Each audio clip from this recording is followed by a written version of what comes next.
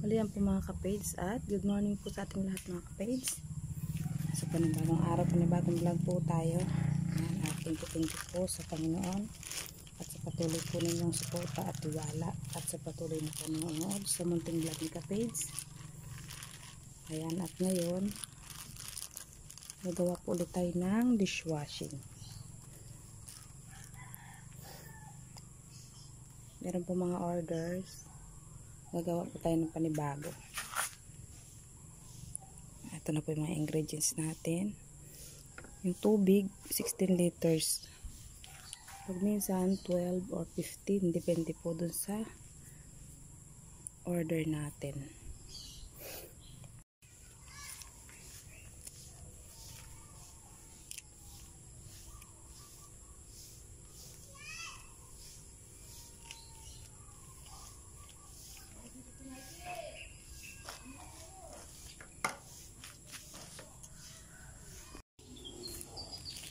Start na po tayo. Bali, tinanggal ko po yung tubig gawa ng sa procedure na dumating nitong in-order ko. Dapat wala mo ng tubig. Pero sa iba kong in-order mga ka-page, kaagad merong tubig. So sa bawat kabuoang ingredients, iba-iba yung procedure nila. So, kailangan lang natin sundin. Hindi natin pwedeng ipares doon sa una nating gawa. Kahit na lagi na akong gumagawa nito, kailangan pa rin sundin yung mga procedure na naka-insert doon sa mga ingredients na order natin.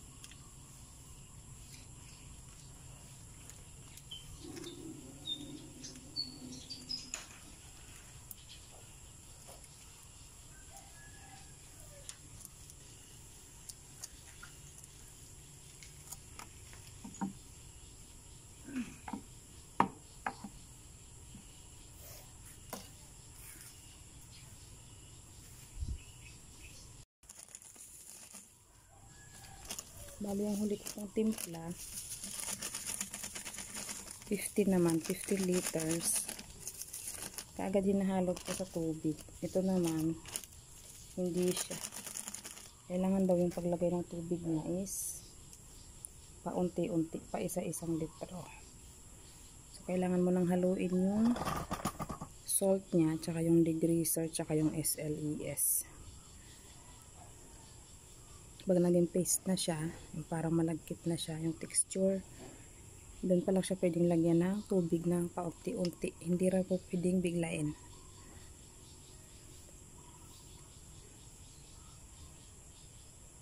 So, yung order ni Mrs. Kabady, yan, thank you sa pag-abel Mrs. Kabady at sa lahat na nag-abel ng aking dishwashing liquid. Na-deliver na po namin nung nakaraang araw.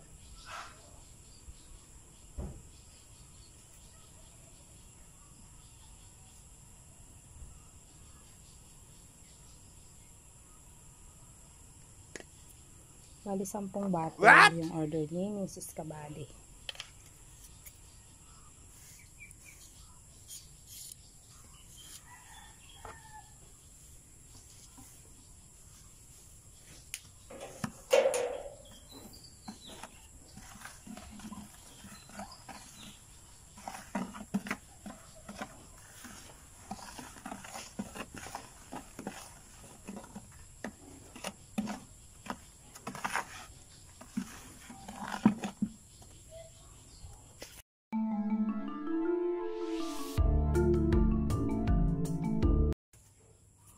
At after po natin nahalo, ganyan na po yung texture niya.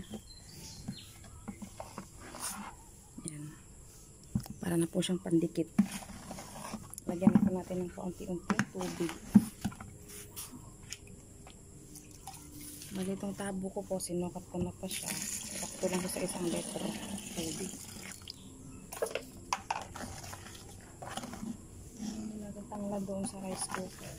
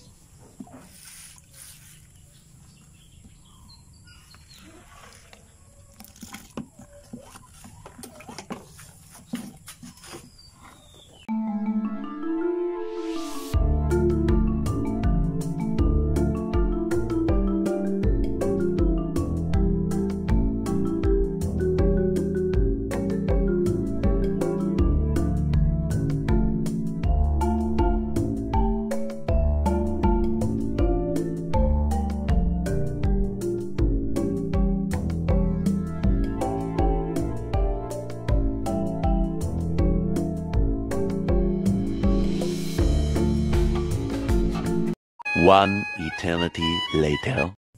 Lemon scent. Bali yan na po. At nakompleto ko na yung 16 liters na tubig. So siguraduhin lang po natin na nahalong-halo yung ingredients. Meron pa po konting buong salt. Bali hindi po literal na salt, mga ka-page. Kasama po siya dun sa DIY dishwashing. Pag umorder po tayo online. Doon na po lahat ng ingredients niya.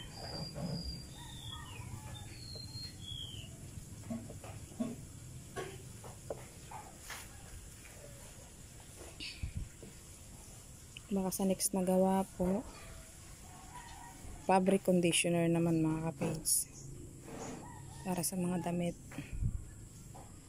Subukan ko po gumawa din ng ganun.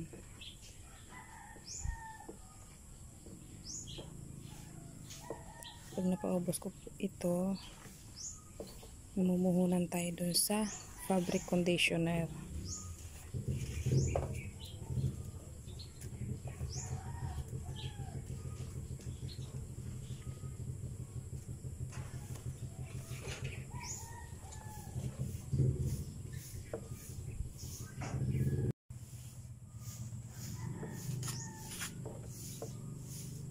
Doon po sa paghalo, dahan-dahan lang po, isang direction lang siya.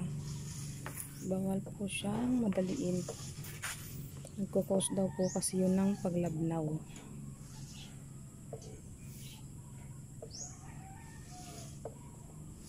Bali meron pa po tayo nakikita buong-buong. Ayan o. Salt. Kailangan po natin tunawin mabuti.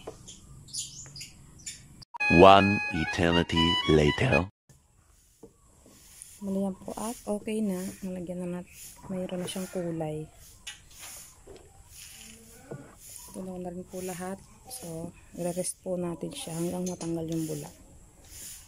Within 24 hours po.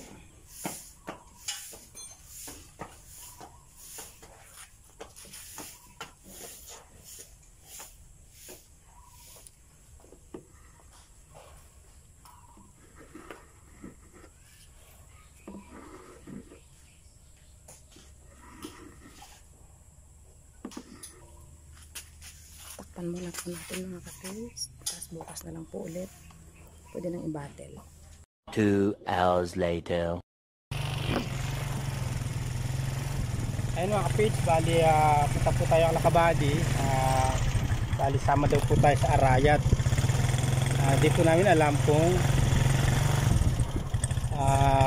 ano yung pupuntahan namin, mga ka-page. Di na ako nagtanong at tumawag si Kabadi. Sama daw po kami. Kasama sila Kuya Rodel. Ayan si Baby Capids, oh.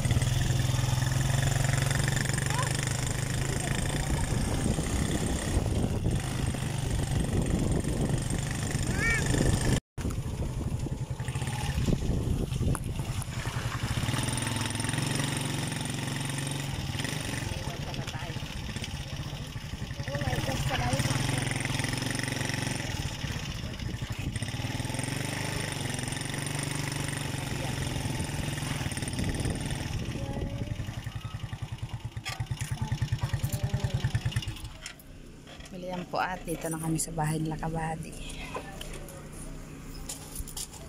One eternity later. Ayan po at basta tayo.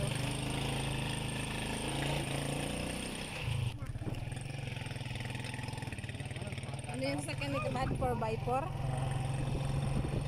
Ito po yung kotse RV. Tapos sila Kabady din sa sakyan nila. Tapos kami sakay po namin yung 4x4 na 3x3 pala 3x3 kape.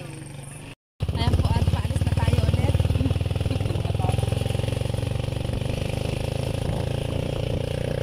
Mali bumalik po kami, nasira po yung 3x3 namin. Balik namin, tumawag sila Kabady. Ginagamit nila yung motor nila.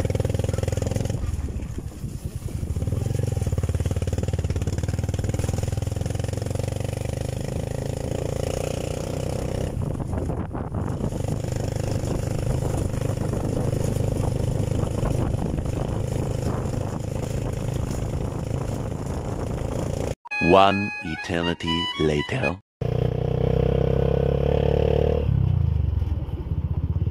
Para uulan.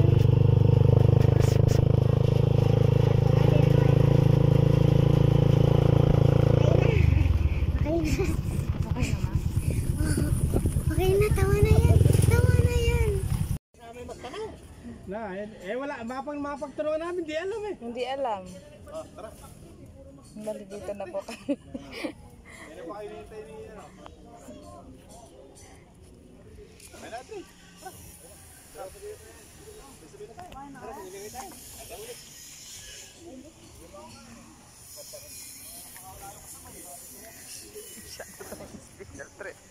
Ang dami na kayo.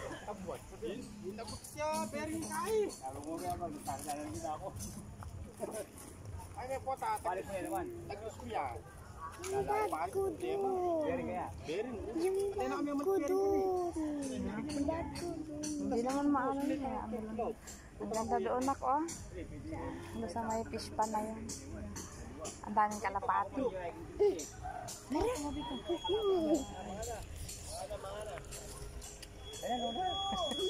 Wala sa bobo. Ngayon pa kay Diko Kim Jai.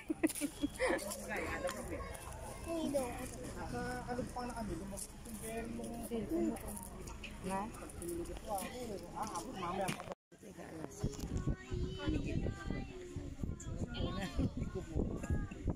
Kanina po kayo dito. Nauna kami. Eh, sabi niya, mauna na kayo. Eh, alam naman nung driver namin kasi magdala siya kumuha ng lechon dito. Kaya alam niya kami sabi niya. Kami pwede. Nagpunta kami doon sa may bungad ng National Park. Ay, Doon kami nagtagal. Tapos dito lang pala sa may bili ko Arco. ka. Pupunta ba doon sa may bukal? Paglagpas Di ng ba may Arco. bukal doon? Oh, iniigiba natin ng tubig. Doon lang. Hindi tayo naliligo pag Biyernes Santo, di ba noon? Eh, buti alam nila yung bata. Si Said kasama namin si Said. Alam po namin doon. Diretso Sabi pala kasi ni kayo. Kuya Rodel sa San Juan Banyo daw doon sa may falls. Di akala po namin doon sa may park. Buti hindi kayo nakapag-entrance. Naligaw-ligaw po. Tawa kami sa anak. Yung, sakit mo anak sa ulam. Doon sa ulam niya. Yan.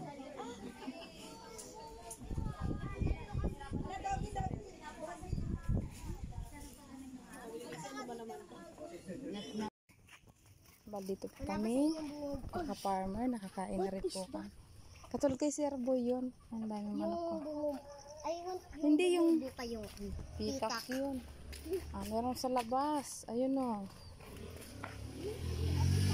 Oh my God. Saan tayo? Doon sa may arko ng ano, ka-farmer. Okay. Ayan pala yung bahay niya. No. Pero kumukulog na. Ang daming kalapati. Ayun o. Kaya, ayun o. Isang buong bahay. Kalapati lahat.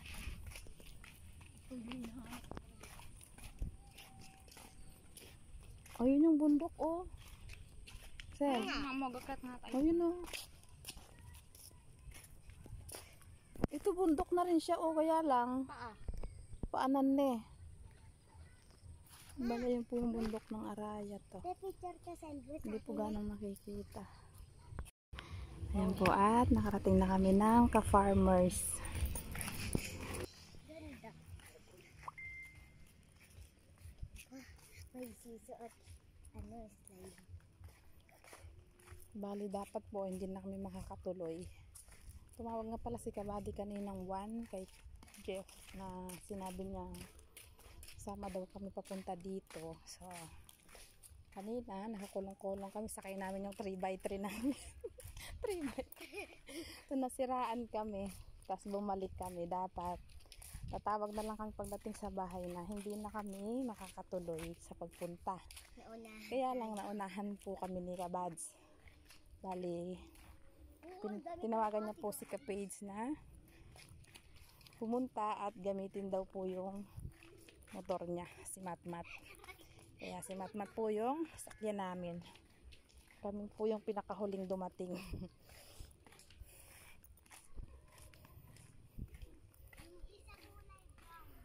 Ano po ng hallway nila papunta dun sa ano.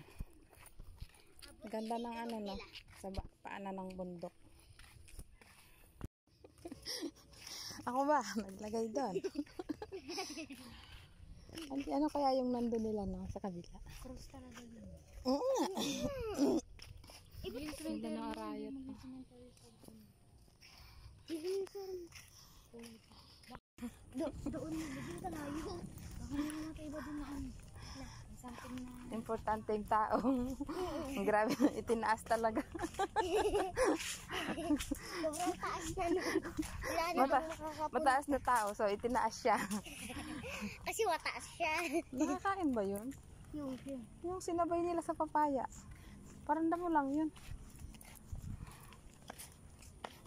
Kailangan ng ano po. Malang natutok. Hindi nila po nilagyan ng tanim. Yung ano lang. Damo na po. Bermuda. Kasi yung mga sasakyan 4 wheels.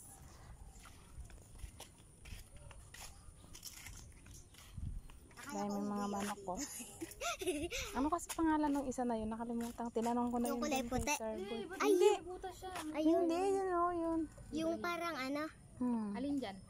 Yung parang pabo. Parang, Yung may parang abilo-bilo. Yung pabo. Balahibo niya yun. Parang pabo siya, no? Ang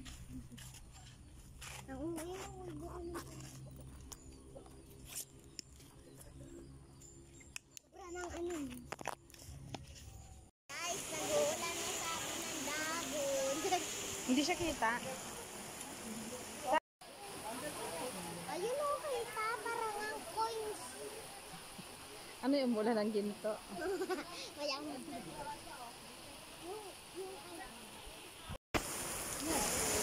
Yan na, pinabutan na po tayo ng ulan ng kapage.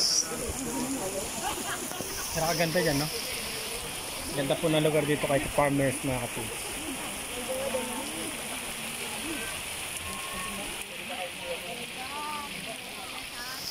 Parang ginto.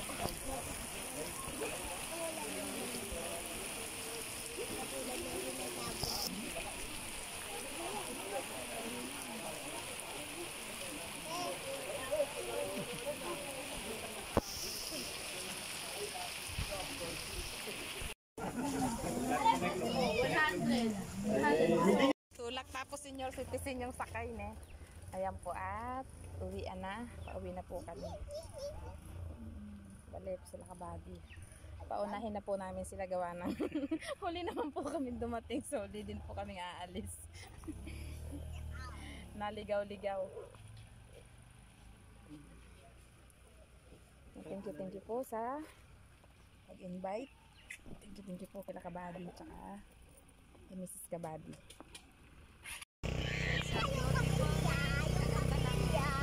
Yan po mga nakikita nyong halaman ay palay pala. Hindi po atin yan mga kapatid. Dito lang po sa dadaanan namin. At huli sila pero hindi kulong.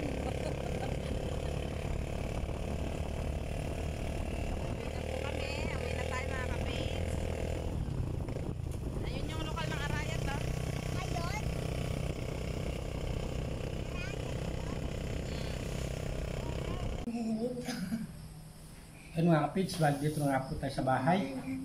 Siyempre bago po tayo magpaalam sa ating simpleng vlog, nais po natin magpasalamat kay Mr. and Mrs. Kabady, yan, at kay Sir Olmo sa pag-anyaya or pag-invite sa amin sa Munting Salo-Salo sa Ka-Farmers Residence. Yan. Maraming salamat po, Sir Olmo, sa blessing. Meron na po kami pambaon at Pamasahe ni ate. pamasahe ni ate. Yan, ingat po ang lahat mga kapage. Suman tayo naroon. God bless you all po. Happy lang. Kita-kita po tayo next vlog.